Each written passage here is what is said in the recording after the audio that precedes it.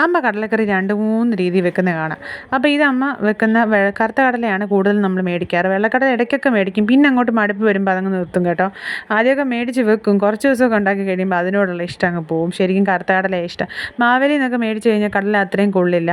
അപ്പോൾ നമ്മൾ നീതി സ്റ്റോറിൽ നിന്ന് മാവേലിയിൽ നിന്നൊക്കെ മേടിക്കുന്നതിൽ കൂടുതലായിട്ട് നമ്മൾ കടയിൽ നിന്ന് തന്നെ മേടിക്കും. നല്ല കടലയായിരിക്കും കേട്ടോ. പിന്നെന്ന് പറഞ്ഞു കഴിഞ്ഞാൽ അമ്മയുടെ ഒരു രീതി എന്ന് പറഞ്ഞു കഴിഞ്ഞാൽ സവാള എടുക്കും, കൊച്ചുള്ളി എടുക്കും. സവാള ഒരു വലുതെടുത്ത് കഴിഞ്ഞാൽ കൊച്ചുള്ളിയും കുറച്ച് 10, 12 എണ്ണമൊക്കെ ചിലപ്പോൾ അമ്മ എടുത്ത് അതെല്ലാം വലുതായിട്ട് തന്നെ കട്ട് ചെയ്യും. ഞാൻ ചോദിക്കാം, അമ്മ ഇത് നൈസായിട്ട് കട്ട് ചെയ്താൽ പോരാ, നീ ഒന്ന് സമാധാനപ്പെടും, ഇങ്ങനെ കട്ട് ചെയ്ത് കഴിക്കാം, നിനക്ക് ഇതിൻ്റെ ടേസ്റ്റ് അറിയാഞ്ഞിട്ടാന്ന് പറഞ്ഞിട്ട് അമ്മ എന്ത് ചെയ്യും, അതമ്മ എല്ലാം എളുപ്പമാണ് കേട്ടോ. അപ്പോൾ അമ്മ അതെല്ലാം കട്ട് ചെയ്ത് നന്നായിട്ട് വഴട്ടും. അതിൻ്റെ കൂട്ടത്തിൽ അമ്മ എന്ത് ചെയ്യും, ഇഞ്ചി വെളുത്തുള്ളിയൊക്കെ ചതച്ച് ചേർത്ത് കൊടുക്കും. പിന്നെന്താണ്, മുളക് പൊടി, പിരിയമുളകും പിന്നെ എരിവുള്ള മുളക് പൊടിയും ചേർക്കും. അതിനോടൊപ്പം മഞ്ഞൾപ്പൊടി ചേർക്കും. പിന്നെ മസാല, പിന്നെ മല്ലിപ്പൊടി ആയിരിക്കും അമ്മ ഇറച്ചിയുടെയൊക്കെ ഒരു ടേസ്റ്റ് കിട്ടും. മല്ലിപ്പൊടി ആയിരിക്കും അമ്മ കൂടുതൽ ചേർക്കുക. പിന്നെ നമ്മളിപ്പോൾ എന്ത് ചേരുവകൾ ചേർത്താലും ഓരോരുത്തർ വെക്കുന്ന കറിക്കും ഓരോ ടേസ്റ്റ് ആയിരിക്കും. എല്ലാവരും ഒരേ ഇൻഗ്രീഡിയൻസ് ഒക്കെ ആയിരിക്കും ചേർക്കുക. ഞാനും വെക്കും, അമ്മയും കടലക്കറി വെക്കും. അമ്മ വെക്കുന്നതിന് വേറൊരു ടേസ്റ്റ്, ഞാൻ വെക്കുന്നതിന് വേറൊരു ടേസ്റ്റ് ആയിരിക്കും കേട്ടോ. അപ്പോൾ എന്നിട്ട് ഇതെല്ലാം കൂടെ വഴറ്റിയിട്ട് അമ്മ എന്ത് ചെയ്യും, നന്നായിട്ട് വഴണ്ട് കഴിയുമ്പോൾ ഈ കടലയും കൂടി ഇട്ട് കൊടുത്ത് അതിന് വെള്ളം ഉണ്ടാവുമല്ലോ കുക്കറിൽ നിന്ന് എടുത്ത്, ആ വെള്ളം കൂടെ ചേർത്ത് നന്നായിട്ട് അങ്ങോട്ട് ചേർത്ത് കൊടുത്ത് തിളപ്പിച്ച് കുറുക്കിയെടുക്കും.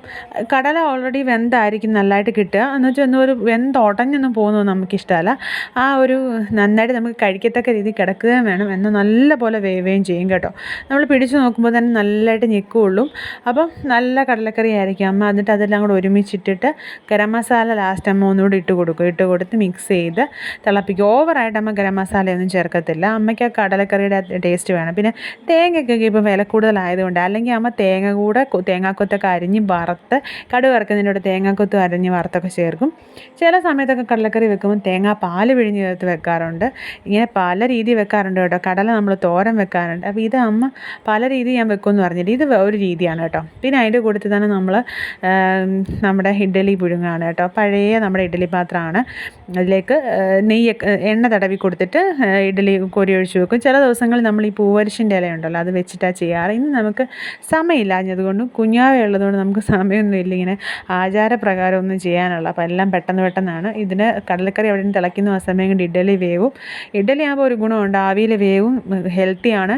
പിന്നെ നമുക്ക് സമയം കിട്ടത്തില്ല, ദോശ ചുട്ടുകൊണ്ടിരിക്കാനുള്ള ടൈമില്ല.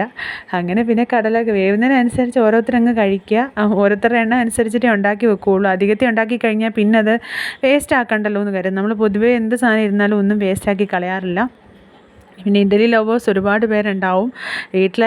ഏതുണ്ടാക്കിയാലും എല്ലാവരും കഴിക്കും. ഇഡ്ഡലി ആയാലും ദോശ ആയാലും എല്ലാവരും കഴിക്കും. പിന്നെ അപ്പോൾ രാവിലെ അതൊക്കെ കഴിച്ചു. പിന്നെ എല്ലാവരും സുഖമായിട്ടിരിക്കുന്നല്ലോ അല്ലേ. അപ്പോൾ ഇനിയും നമുക്ക് കാണുന്നവരേക്കും ബൈ ബൈ.